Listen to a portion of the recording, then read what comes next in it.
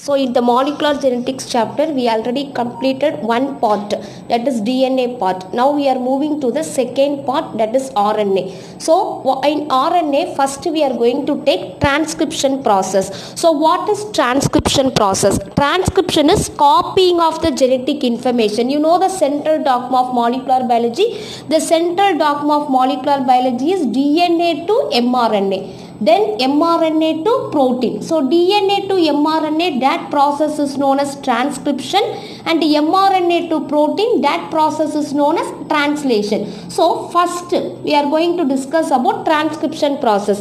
So in transcription, what is happening? The process of copying genetic information from one strand of DNA into RNA, that is called as transcription. So you know, if you take the DNA is double-stranded structure. One strand is 5'3' means the other strand should be 3'5' direction. So they are anti-parallel in direction. So in the double strand of DNA, both the strands are not involving in transcription. Only one strand is only involving transcription. That is, out of the two strands of DNA, one strand which is going to synthesize RNA. Nothing, it is a complementary process. Okay, transcription also complementary governed process only. For example, if you take this strand, so this DNA strand which is 3' to 5', this DNA strand, suppose if it is going to synthesize RNA, then only the RNA synthesis could be in 5' to 3' direction. So which DNA strand is involving in transcription? That DNA strand is called as template strand, because this is the base for RNA synthesis. So this is called as template strand. Otherwise we can say antisense strand.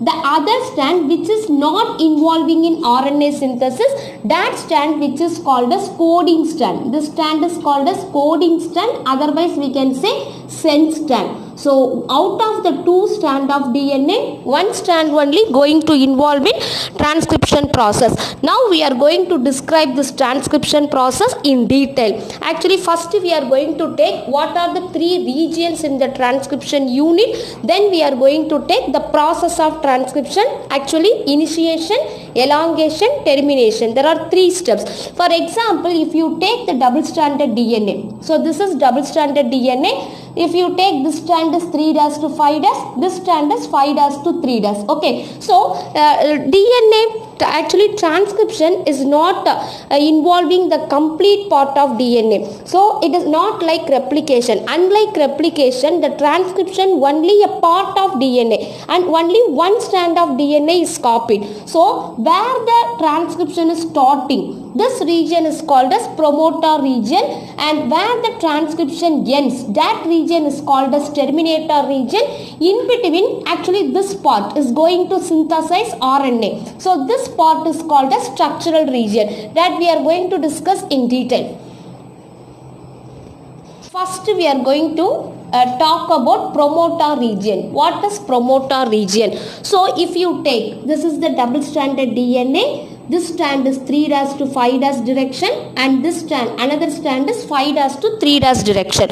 So first the RNA polymerase enzyme will binds to this promoter region only. So the RNA polymerase enzyme. So this RNA polymerase enzyme only going to involve in transcription process. This RNA polymerase enzyme is having the factor, the name of the factor is sigma factor. The sigma factor which is helping in recognition of the promoter sequence, because the promoter sequence is specific. For example, if you take prokaryotes, the promoter sequence is TA. For example, this is the promoter. So this RNA polymerase which is having the sigma factor, the sigma factor only helping in identification, recognition of this promoter sequence. If you take prokaryotes, this promoter sequence is TAT. Otherwise we can say this one as Pripnobox also. Otherwise it is generally called as Pripnobox. So this is the promoter sequence in prokaryotes. If you take eukaryotes, in eukaryotes the promoter sequence is TATA. So that is TATA box. Okay. Otherwise we can call this one generally as Harkness box. This is Hogness box. Okay, so which RNA polymerase? Sigma factor, which is identifying, which is recognizing this promoter sequence. This is very important one. So at this site only 2 strands of DNA get separated due to breakage of hydrogen bonds. You know very well, the 2 DNA strand is held together by hydrogen bonds. Okay, so in this promoter site, now the DNA strands get separated due to breakdown of hydrogen bonds. So these are the detailed information about promoter. So if you take promoter with respect to coding strand, you know this strand is called as template strand and this strand which is known as coding strand. Suppose with respect to coding strand, the promoter is near to 5'N. It was located 5'N. With respect to template strand, it was located at 3'N. This is also very important. So this part you have to remember. So in respect to coding strand, the promoter sequence is located at 5'N. In respect to non-coding strand, otherwise template strand, the promoter is located at 3'N. Next one we are going to discuss about the second unit, structural genes. Okay, so what is structural genes in transcription? So the segment of DNA, this segment of DNA varies from one transcription unit to other. Actually, what is structural gene? Already we have taken. So if you see here, it is promoter. For example, if you take this is 3' to 5', this strand is 5' to 3'. So this is called as promoter sequence, and the last one which is called as terminator sequence. Okay, in between whatever genes, this part is called as structural genes. Okay, actually the segment of DNA involved in transcription, this segment of DNA only involving in transcription. For example, here A means because the sigma factor of RNA polymerase which recognize the promoter, and while they are moving, that we are going to take in detail the process of transcription. So this part of segment of DNA which involve in transcription, this is called as structural gene, and it is also called as cystone, So if you take eukaryotes, the condition is monocystone. If you take prokaryotes, polycystone. So in eukaryotes, monocystonic. In prokaryotes, it is polycystonic.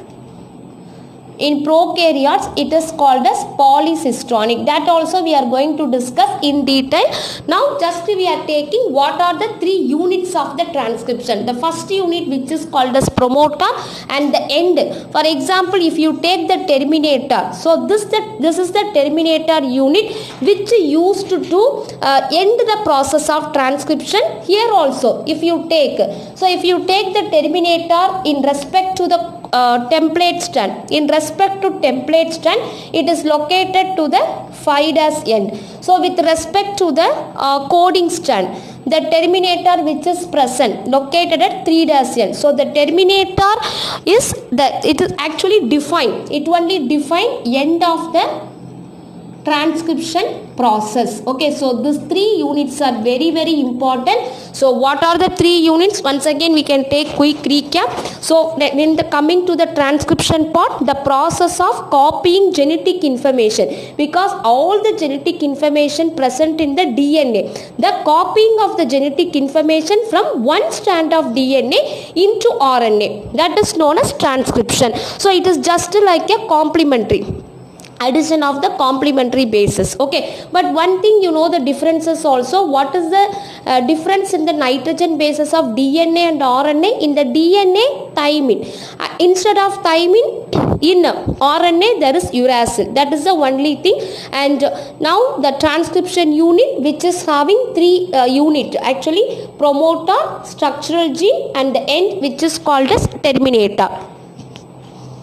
Next topic, transcription unit, that is continuation of the previous topic only. Transcription unit and gene. So what is gene? Gene is defined as a, generally what we are defining, gene is defined as a functional unit of inheritance. It is a functional unit of inheritance. So this is the definition for gene. So we cannot literally define gene. So we can say the DNA sequences coding for DNA sequences coding for tRNA. What are the three types of RNA? mRNA or else rRNA. So the DNA sequences coding for tRNA, mRNA or rRNA molecule referred to as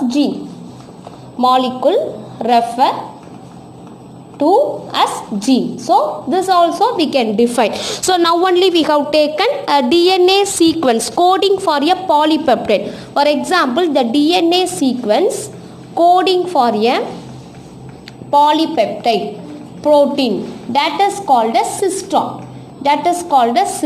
So in the cistone, now only we have talked about monocistone, polycistone. What is monocistone? Monocystone which is present in eukaryotes, polycystone which is present in prokaryotes. Monocystone have the information. It has information for translation of one protein.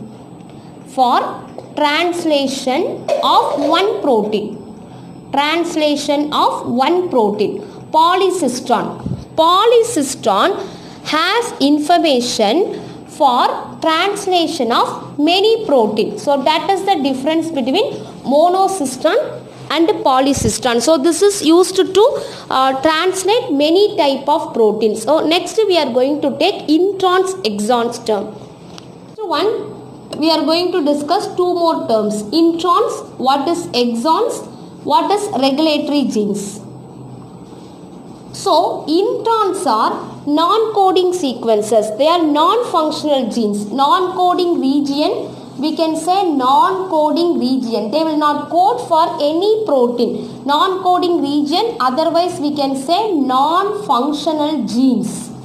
Exons are coding region. Otherwise we can say functional genes. They code for certain amino acid. Okay, so functional genes.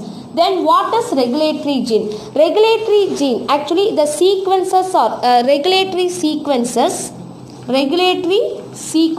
which is loosely arranged, that are called as regulatory gene. They do not code for any RNA, any protein. Regulatory genes, they do not code for any RNA or any protein. That is called as regulatory gene. That everything we are going to apply in the coming topics. Okay, so these are the basic information about transcription and their unit. In tomorrow's video we are going to discuss about the process of transcription. Thank you. Yes.